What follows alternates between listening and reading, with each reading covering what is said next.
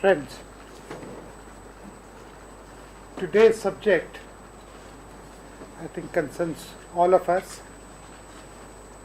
It deals not only with the political development of Maharashtra, economic development, but also the geography of Maharashtra. As a person of Maharashtra cadre who spent about 37 years in administration and 7 years thereafter, so 44 years of administration experience, I have yet to see an occasion where serious discussions of Maharashtra were being followed when the question of regional allocation imbalances etc. did not come up.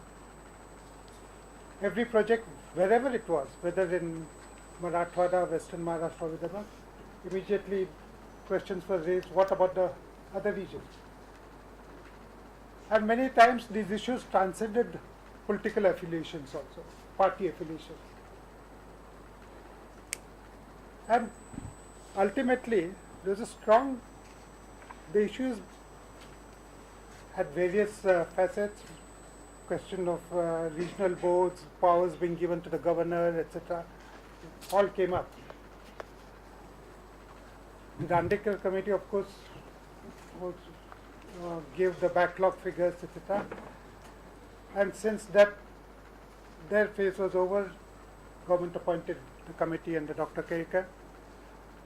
I must congratulate Dr. Kerikar and his team members on giving an excellent report.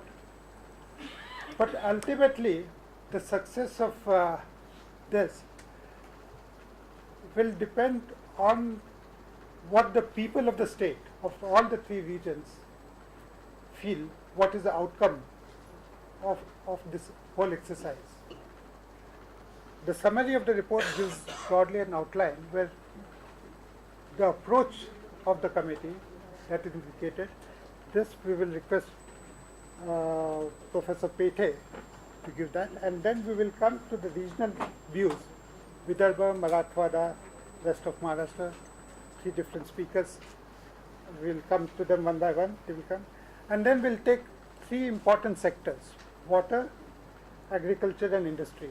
And we will have views expressed by three different speakers on each of this, as has come out in the report.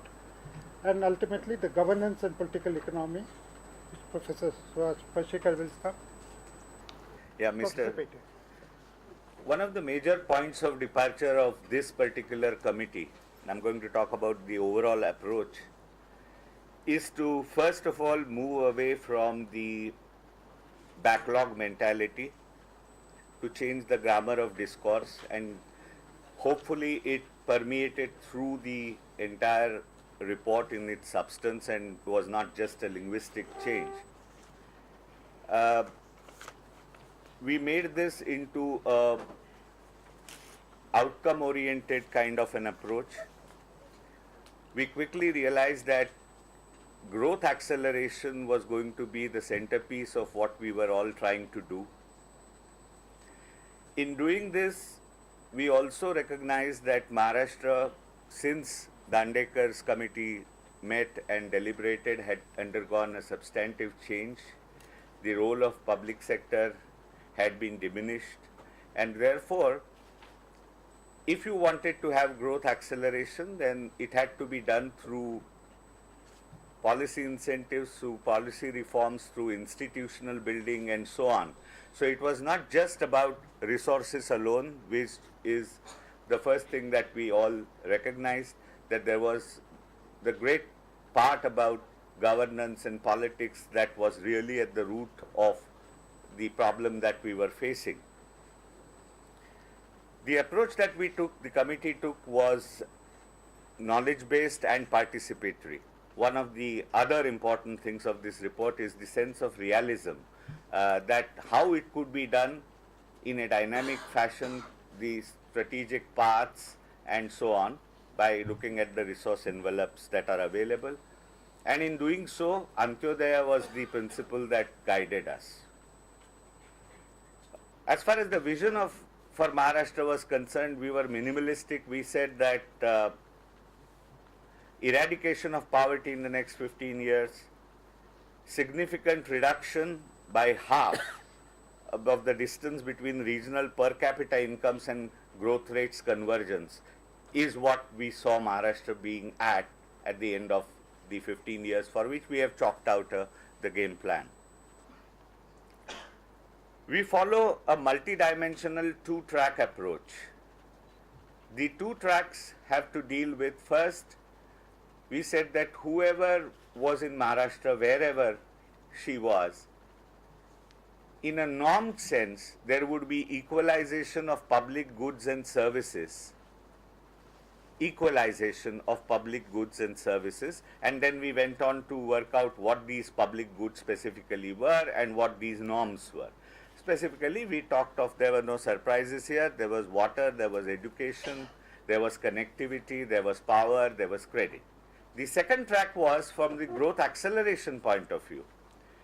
The productive resources that would go and the public resources would be spent equitably amongst the different regions in such a way that they would create incentives and would leverage the comparative dynamic advantage of each region. So it was not equality here, it was equity, and one of the lessons or takeaways that we had was that one size doesn't fit all. Now, as far as the terms of reference were concerned, we took the liberty of expanding them slightly and considered, apart from these three regions, two virtual regions. One was the tribal, and the second had to do, we couldn't avoid water.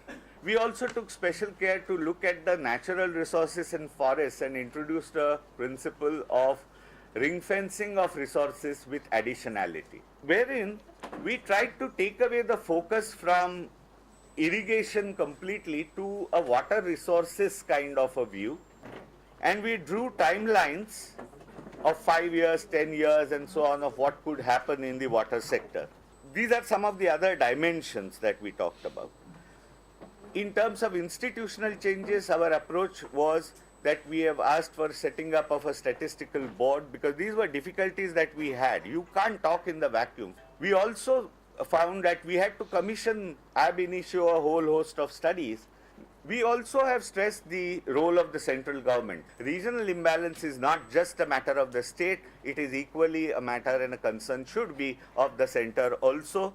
When we do this decentralization, there is always this fear and an argument made of elite capture even at each level of decentralization. So we have created in our formula what we call as the floors, both sectoral and spatial floors for each sectors. We have estimated the resource envelope based on extremely conservative assumptions. So quickly then our formula. The formula had population, per capita income, area and a development gap. These four indicators which had weights of 45, 20, 10 and 25. The development gap was based on the standard distance concept of connectivity, education and skill development, health, credit availability and power. Please note, and this is the final point, and that is that currently, because technically all the financial backlog has been extinguished, currently everything is happening on the basis of population. The population for rest of Maharashtra is around 58%. They are getting about 41%. So instead of 58, we are saying 41 for rest of Maharashtra. The population of Marathwada is around 16-17%. So it was getting that percentage. We are asking for an additional transfer up to the tune of 25 point something. And as far as Vidarbha is concerned, population size of around 25%, we are asking for 33 point something percent. So this is in brief the approach in 8 or 10 minutes I could talk of. Thank you. I feel happy to be here to present certain aspects of the committee report, especially related to the development of backward regions like Vidarbha and Marathwada. My focus will be more on Vidarbha. So the terms of reference first was to decide the indicators for estimating imbalance in regional development and determine the imbalance of development in the context of state development average on the basis of latest available data at the end of the year 2010. As has already been covered, that approach of the committee was participatory, and therefore we have taken the stakeholders' views relating to the region of Vidarbha, region of Marathwada, as well as Western Maharashtra also. And this approach is based on perspectives of the people of different regions, analysis of available data, expert knowledge, and empirical analysis derived from commission studies and subgroup reports that also we consider. The basic approach was to increase the share of lagging regions such as Marathwada and Vidarbha, and to some extent we have succeeded in giving them their due share in the process of development.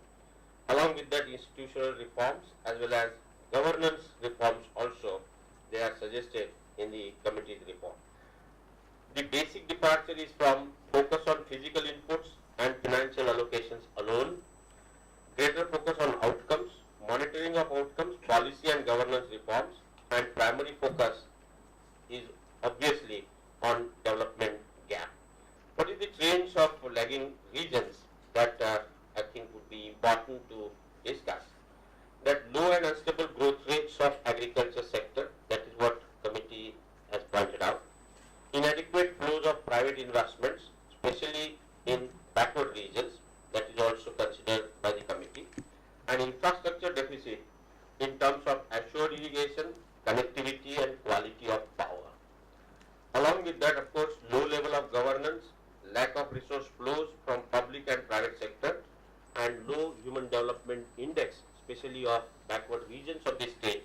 That part was also taken into account while deriving some policy in order to establish the regional balance in the state of Maharashtra. The basic point which needs to be considered that over a period of time, the rate of growth, particularly of domestic product, that percentage has gone down in Vidarbha as well as in Marathwada both. Noticing this, what we did, that we tried to work out the ratios of region-wise per capita income to rest of Maharashtra by assuming that rest of Maharashtra is 1, and there Marathwada is about 60%, that is, it is 40% lagging behind the rest of Maharashtra. As far as budget allocation principle is concerned, the point which needs to be considered, that committee focus is of decentralization, and in order to have real decentralization, 50% to Gram Sabha, Gram Panchayat 20%, Panchayat Samiti 50%, and district level 10%, state level 5%. So committee is expecting that in this process of decentralization, these Gram Panchayats, they would be able to identify their needs and they would be able to achieve faster development in the process. The allocation formula, of course, is calculated in order to fill up this development gap. Connectivity, we have given 20% weight, then education and skill development 20%, health 20%, credit availability 20%, and power 20%. These are the indicators which are considered in order to find out the formula for calculation of development gap, and on the basis of that, we worked out that development gap for Vidarbha, it comes to about 39%, for Marathwada it is 37%, and for rest of Maharashtra it comes to about 27%. The proposed allocation formula is that distributive rationale was based on principled position, engaging equity, justice, intra and inter-regional balance, and pro-growth objectives, and parameters used were based on basic concept of proportional development deficit, wherein parameters related to physical infrastructure, human development, and financial empowerment, these are considered in the process. A system of measuring tribal development index as an annual basis to be set up, and as he said, green bonus to be sanctioned to the scheduled areas which conserve forest resources, and this bonus to be ring-fenced. And then of course royalty earning, I feel this is the most important recommendation of the committee, that royalty earning from mineral resources to be ring-fenced for local area development. Regional development boards to be restructured with Chief Minister as chairman, and these regional development boards to be empowered by entrusting planning approval, execution and monitoring, and further enhanced by establishment of separate regional secretaries. This is the suggestion given by the committee as far as restructuring of existing development boards are concerned. Another important recommendation which I feel would be important for backward region is about rebate in sales tax and reduction in interest rates on borrowed capital in lagging regions to boost manufacturing activity and to attract private investors, and land use for power transmission to be compensated fairly in terms of annual rent. Small power plants based on renewable sources to be actively encouraged, and directly elected mayor for metropolitan region, that is another important recommendation. Rupees 5 to 10 lakh business loan for dairy farming, horticulture, sericulture, cattle farming, fisheries, SSI to be given to rural youth, and setting up of statistical board of course, and farm women training institute to be formed, and major projects on PPP basis in the state and the loans thereof to be managed through project evaluation board, and these are the important suggestions. Another important suggestion which I feel would be important for skill development, that is large-scale program of education and vocational skills to tribal youth, regional watershed mission for Vidarbha, Marathwada and rest of Maharashtra, fodder and livestock improvement and cotton mission for Vidarbha and Marathwada, tourism industry to be promoted through regional tourism development corporation, and I feel this is also very important in order to develop the tourism industry specifically in the region of Vidarbha. And then we have suggested that new CADA, that is Command Area Development Authority, for all irrigation projects including large, medium and small. So that needs to be again rejuvenated in order to cater to the needs of the agriculture sector. And then the important scheme which we have suggested, that is called as IPSA, that is incentive based scheme for skill acquisition, be started for enhancing the employability of the youth. For that we have suggested that some kind of bonus can be given to the students, those who want to pursue the technical kind of education, and for that some scholarships will be given to those students specifically. Community colleges providing region-specific courses and providing possibility of seamless entry into the mainstream education to be opened, that is our another important suggestion. So that way we try to analyze the problems which Vidarbha and Marathwada is facing, and as I said, that resource availability would be considered, and on the basis of that development we are trying to suggest development plans for the lagging regions, not just allocation of the resources. That is of course the priority, but along with that, what kind of resources are available and how to exploit those resources, focus will be on that particular area. Thank you so much for